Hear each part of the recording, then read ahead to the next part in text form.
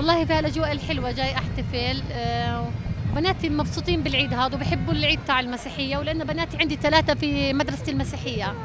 عندي بناتي كل سنه بنيجي وبنحتفل معهم، كل عيد بنحتفل معهم. جينا باجواء الاعياد المجيده يعني لاخوتنا المسيحيه، فاجينا نبسطهم يعني نسوي لهم كم من لعبه خفه يعني هيك يعني بس نبسطهم يعني في العيد، مش بس للمسيحيه لكل الناس يعني الامه الفلسطينيه كلهم.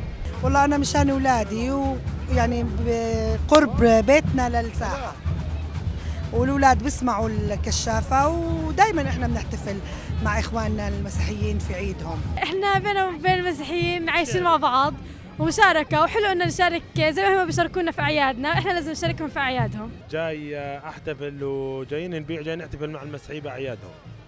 صفاتنا انه المسلمين والمسيحيين بحسهم انهم ايد واحده وبقف مع بعضهم، فاحنا جينا نبيع عندهم وجايين نحتفل معاهم برضه.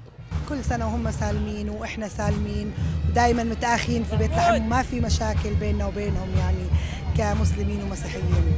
وبتمنى يعني العم السلام يعني على فلسطين كله، وان شاء الله نعيش بسلام ويطلع الاحتلال يعني من فلسطين، تتحرر الاقصى والمهد كلهم يعني كل فلسطين ان شاء الله. يعم السلام لكل العالم، ويضل المسيحيين والمسلمين مع بعض، والعيش المشترك يضل بيناتنا وما حدا يفرق بيناتنا. اقول لهم كل عام وانتم بخير، وللمسلمين وللطائفه المسيحيه سواء بالضفه او بالداخل او بجميع انحاء العالم، ولجميع المسلمين.